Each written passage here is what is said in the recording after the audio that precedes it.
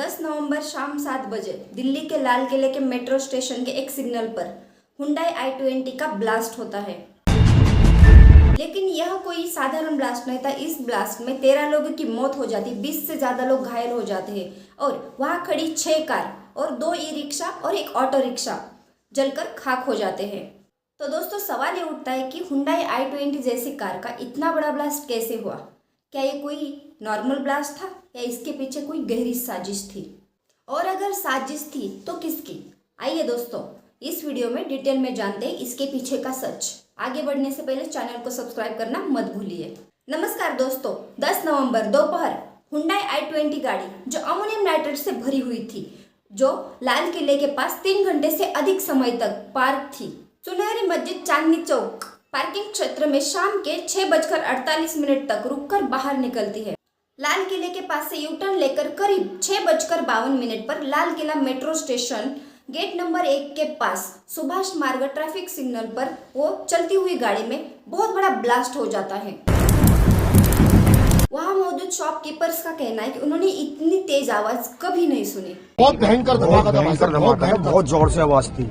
ऐसी आवाज हमने पहले नहीं सुनी। कहते हैं कि इस धमाके की आवाज तकरीबन 2.5 किलोमीटर दूर आईटीओ तक सुनाई दी।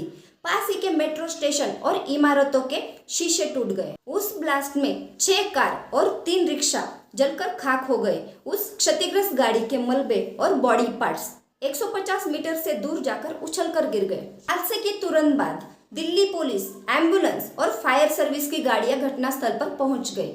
पुलिस के आते ही उन्होंने लोगों को रेस्क्यू करना शुरू कर दिया, जिसमें पता चला कि 13 लोगों की मौत हो चुकी है और 20 से ज्यादा लोग घायल हैं, जिनको पास ही के लोकनायक अस्पताल में भर्ती करवाया गया। घटनास्थल पर आग इतनी भयानक थी कि उसमें 8 स्ट्रीट डॉग जलकर मर गए और ये भयानक आग बुझाने के लिए 15 से 20 मिनट लग गए। मरे हुए लोगों में से 6 लोगों की पहचान हो चुकी है। उसमें से पहला लोकेश अग्रवाल जो यूपी के रहने वाले हैं और वो अपने बेटे की सास से मिलने के लिए दिल्ली आ गए थे, जो अस्पताल में भर्ती है। दूसरा लोहा में रहने वाले बस कंडक्टर अशोक कुमार जो अपनी ड्यूटी करके घर वापस जा रहे थे। तीसरा पंकज सैनी जो एक कैब ड्राइवर थे।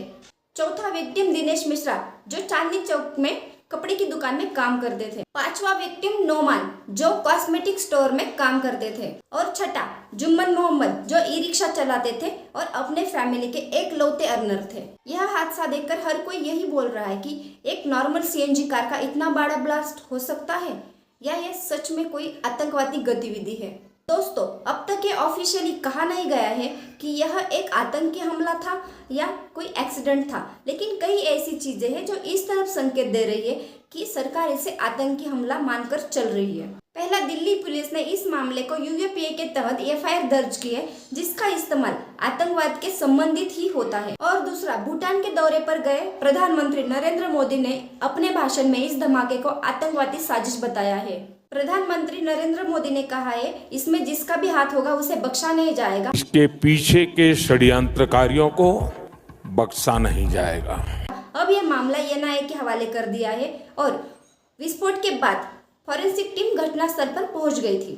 पुलिस रिपोर्ट के अनुसार यह विस्फोट अमोनियम नाइट्रेट से होने की संभावना जताई गई है। अप्रोक्सीमेटली 360 kg जो है इनफ्लेमेबल मटेरियल बरामद हुआ है, जो कि सस्पेक्टेड अमोनियम नाइट्रेट। इस मामले की कड़ी जांच करते हुए दिल्ली पुलिस ने 2 लोगों को पूछताछ के लिए हिरासत में ले लिया और उनके बयान से फरीदाबाद के कार डीलर सोनू को हिरासत में ले लिया, जिसने दिल्ली ब्लास्ट में इस्तेमाल हुई i20 कार बेची थी। यह कार कई हाथों से गुजरी थी। सोनू के कथित तौर पर दिल्ली ब्लास्ट केस में संदिग्ध सुसाइड बॉम्बर उमर मोहम्मद को बेची थी। जांच से पता चला कि यह कार 7 बार खरीदी और बेची गई थी। सूत्रों के मुताबिक यह कार गुरुग्राम में रहने वाले सलमान ने मार्च 2015 को ओखला में रहने वाले देवेंद्र को बेची थी और देवेंद्र ने इसे अंबाला के एक व्यक्ति को भेज दिया। अंबाला से यह कार पुलवामा पहुंच गई, जहां आमिर रशीद, तारिक मलिक और उमर रशीद के बीच संबंध सामने आए। तीनों को सोमवार को गिरफ्तार कर लिया गया। क्षतिग्रस्त गाड़ी में बॉडी पार्ट्स मिले हैं, जिसका फॉरेंसिक टीम डीएनए टेस्ट कर रही है ताकि पता चले यह शरीर उमर मोहम्मद का है या नहीं। इस हादसे के एक दिन पहले 9 नवंबर को जम्मू कश्मीर और हरियाणा पुलिस ने व्हाइट कॉलर टेरर मॉडल का भंडाफोड़ किया और डॉक्टर उमर मोहम्मद के करीबी साथी डॉक्टर आदिल अहमद और मुजम्मिल शकील को गिरफ्तार किया।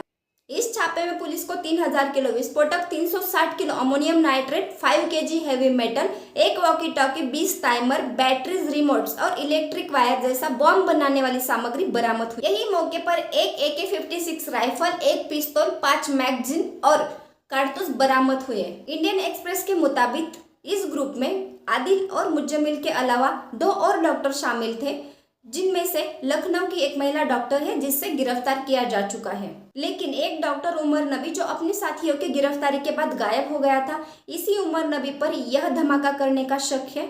ये सभी डॉक्टर फरीदाबाद के अल फलाह यूनिवर्सिटी में डॉक्टर के पोस्ट पर काम करते थे। इस घटना के बाद दिल्ली समेत कई राज्यों में हाई अलर्ट जारी किया है।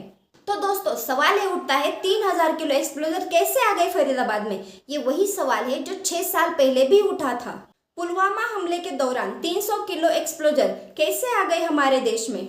मुझे उम्मीद है इन्वेस्टिगेशन अच्छे से होगी, ज़्यादा इंतजार नहीं करना पड़ेगा जनता को अपने सवालों के जवाब पाने के लिए। तो दोस्तों मेरे चैनल को सब्सक्राइब कर दीजिए। मिलते हैं अगले किसी वीडियो में, तब तक धन्यवाद।